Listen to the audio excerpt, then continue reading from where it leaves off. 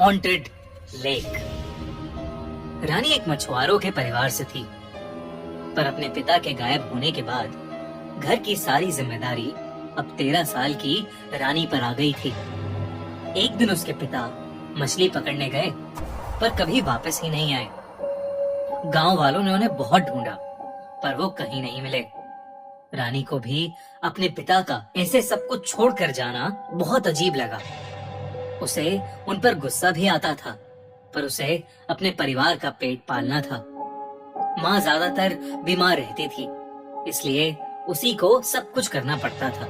उनका परिवार सालों से मछली पकड़ने का काम करता था। वो अपने बाबा के साथ कई बार नदी किनारे जाया करती थी। उसके बाबा उसे नदियों की, मछलियों की बहुत सारी कहानियां सुनाते। उसके बाबा हमेशा कहते थे, हम जो सोचते हैं, जिसे याद करते हैं, नदी भी कुछ वैसा ही दिखाती है हमें। रानी को ये सब कभी समझ नहीं आता था, बस ये सब कहानियां और किस्से सुनकर मजा आता था। अब जब वो अकेले मछली पकड़ने जाने लगी थी, तो अपने फायदे के लिए गांव के बाकी मछुआरों ने उसे बड़ी नदी में मछली पकड़ने से रोक दिया। रानी को अपना घर चलाने के लिए अब कोई दूसरी नदी ढूंढनी थी। उस गांव के 2 हिस्से थे। एक हिस्सा जहां सारे घर और वो बड़ी सी नदी थी, और दूसरे हिस्से में बस जंगल। अब जंगल इतना घना था कि वहां कोई जाता ही नहीं था। लेकिन गांव में ऐसा कहा जाता था कि जंगल के बीच एक नदी थी। रानी ने वहां जाने का सोच लिया था। एक रोज वो सारा सामान लेकर जंगल के लिए निकल गई। वहां बचपन से रहते हुए भी उसने कभी वो जंगल अंदर से नहीं देखा था। दिन के उजाले में भी उस जंगल में अंधेरा सा भरा था। कहीं चमगादड़ों की चीखें, तो कहीं सांपों की रेंगने की आवाजें। ये सब उस जंगल में रानी को डरा रहे थे। लेकिन फिर भी रानी हिम्मत करके उस जंगल के अंदर चली जा रही थी। तभी उसे कुछ दूर पर एक नदी दिखी।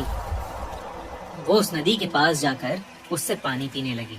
लेकिन नदी से पानी पीते हुए जैसे ही रानी ने पानी में झांका, तो उसे अपनी परछाई की जगह अपने बाबा की परछाई दिखी। रानी तुरंत पीछे होकर चिल्लाई, बाबा! तभी जब उसने फिर से देखा, तो वहां कुछ भी नहीं था। रानी को लगा कि शायद ये उसका वहम होगा, तो वो इस पर ज्यादा ध्यान न देते हुए अपने मछली पकड़ने का जाल बिछाने लगी। उसने जैसे ही उस जाल को नदी में फेंकने की कोशिश की, उसका बैलेंस बिगड़ा और वो नदी में ही गिर गई। रानी को तैरना नहीं आता था, तो हड़बड़ाहट में वो खुद को संभालने की कोशिश करने लगी। खुद को संभाल कर वो नदी से निकल ही रही थी कि अचानक उसे ऐसा लगा जैसे नदी के अंदर से किसी ने उसके पैर को पकड़ लिया हो और उसे नदी की तरफ ही खींच रहा हो। रानी पूरी तरह बौखला गई और अपने पैरों को जोर से चलाने लगी।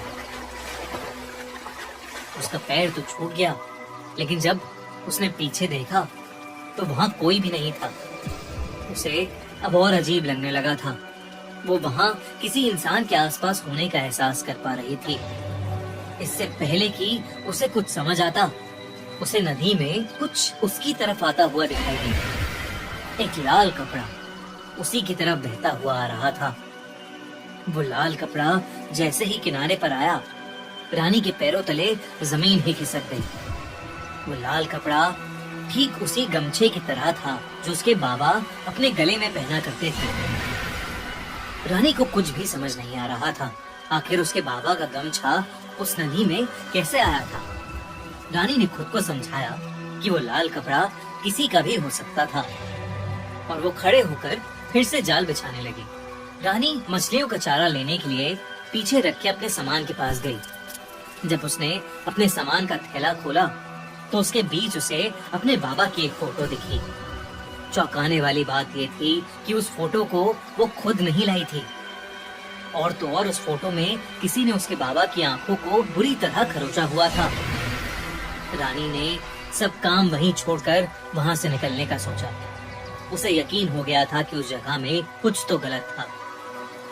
वो अपना जाल उठाने के लिए नदी के पास वापस गई, लेकिन जैसे ही रानी ने जाल को हाथ लगाया, उस जाल में एक अजीब सी हलचल होने लगी। रानी को लगा कि शायद जाल में मछलियां फंस गई थीं, और इसलिए उसने जाल को जोर से बाहर खींचा। पर उस जाल के साथ नदी से जो बाहर आया, वो रानी ने अपने सपनों में भी नहीं सोचा था। उस जाल के अंदर उसके बाबा की लाश थी। रानी की आंखें फटी की फटी रह गईं। वो जोर जोर से चीख कर रोने लगी। तभी उसे अपने पीछे किसी के गुजरने का एहसास हुआ। रानी को लगने लगा था कि कोई बुरी शक्ति उसके आसपास मंडरा रही है, लेकिन रानी अपने बाबा की लाश को वहां छोड़कर भाग नहीं सकती थी। उसने अपने बाबा की लाश को पानी से बाहर घसीटना शुरू कर दिया, पर जब वो लाश पूरी तरह से बाहर आई तो रानी का धड़ बन गया। उस लाश का आधा धड़ कटा हुआ था। ऐसा लग रहा था कि मानो किसी जानवर ने उनके आधे धड़ को खा लिया हो। इससे पहले उस सदमे से उभर पाती, उसकी आंखों के सामने से उसी नदी में से एक बहुत ही भयानक औरत निकली। उसके बालों पर काई जमी थी और उसके दांत बहुत ही बड़े और नुकीले थे। उसका पूरा शरीर गला हुआ था और उसके चेहरे पर खून लगा हुआ था। वो रानी की तरफ देखकर मुस्कुराई और रानी की आंखों के सामने ही उस नदी का रंग नीले से लाल होने लगा। रानी की चीख निकल गई और वो बस बिना पीछे देखे वहां से भागती चली गई। उस दिन के बाद से रानी कभी दोबारा मुड़कर उस जंगल के अंदर नहीं गई। किसी ने भी उसकी बात पर विश्वास नहीं किया, पर उसे यकीन था कि शायद उसी की तरह किसी दिन उसके बाबा भी वहां मछली पकड़ने गए होंगे और वहां उनका सामना उस भयानक समुद्री चुड़ैल से हुआ होगा। रानी को सदमे से बाहर आने में बहुत समय लग गया। रानी अब ठेले पर सब्जी बेचकर अपना घर चलाती है, पर आज तक उसे उस भयानक घटना के सपने आते हैं।